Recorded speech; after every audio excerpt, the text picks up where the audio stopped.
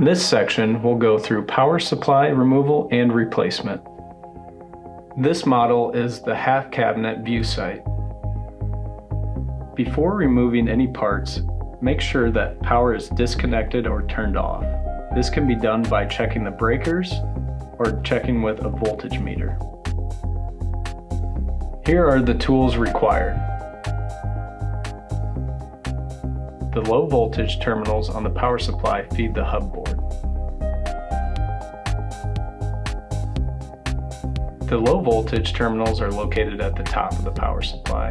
The high voltage terminals are located at the bottom of the power supply. The power supply is held in by 2 brackets with 4 screws. Remember to take a photo of the parts that you are replacing before you take it out. Start by removing screws from the low voltage terminals. Then remove the screws from the high voltage terminals at the bottom.